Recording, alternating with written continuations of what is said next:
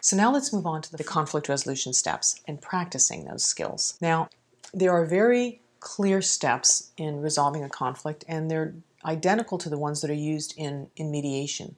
The first thing is the preparation. Now, if the conflict has already escalated, it may be necessary for you to just have some cool-off time.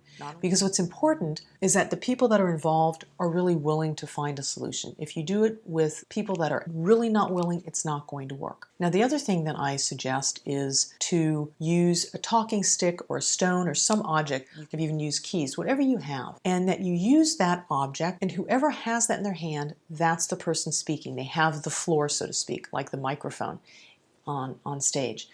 And that's then passed around, so it's very clear in a physical manner whose turn it is to talk. So after you've kind of set the stage and people are willing to be there, it may not be that they're happy about the situation, but they're willing to find a solution, which is important.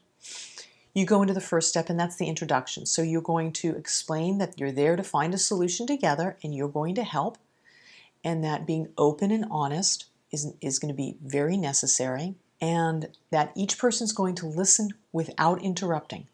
So you want agreement on that. And knowing that everybody's going to get a turn to talk, which is why that object is so important. So whoever has the object, they're the speakers, and nobody else is going to interrupt, and then the other person is going to get that object to speak as well. So everybody gets heard.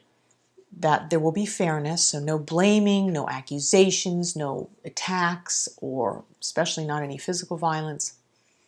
And also that people agree, if it's in a larger group, you have to see what the situation is, that you agree to have confidentiality. That if it's between two people, that you say, and we're not going to discuss this outside of the room, that it's just here between us, and people agree with that.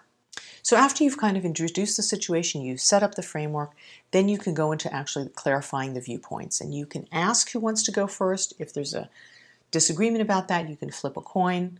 So whoever goes first takes that object, receives it, and they're the one that's speaking. And you ask them to speak purely from their own perspective, what they saw, what they felt, what their reasons were, that they talk about themselves. And they don't talk about the other person or why they think the other person did something, because they don't know.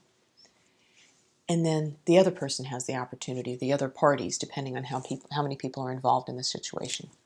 So after it's, and you can feed back. So if I understand, John, this is how you experienced it, and you can summarize it so that John feels heard. And then when Alex speaks, you can do the same thing for Alex or whomever's in the room.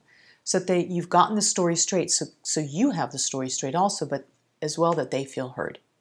And from that situation, when that's all been clarified, you've got the lay of the land, and what you will find happening, which is why I love doing this process, is that people will start to think, I didn't know that's what he thought. That's why you did that? It's fascinating to hear people say that, because we have our stories in our head and we think that's why they're doing it. And when we really listen to them and their reasons, it's like, oh, wow, that's not the reason I thought he had for doing it. So that's part of the resolution process and why conflict dissolves as an illusion. Then you move into step 4, which is brainstorming. And you actually clarify, now we're going to move into brainstorming. And anything is allowed, all kinds of ideas, nothing is too stupid. Everything is on the table, and you just throw it all out there. And you don't start discarding. First, you just throw it all out there, and everybody comes up with ideas on how to resolve the situation. Then you say, okay, now we're going to choose a solution and come to agreement. So from all the things that have been discussed, which solutions make the most sense, and which ones cover everybody's needs?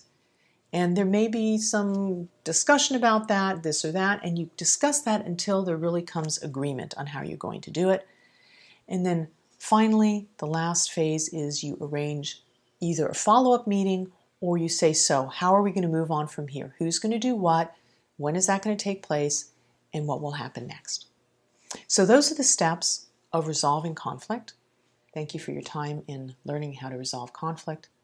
Be well.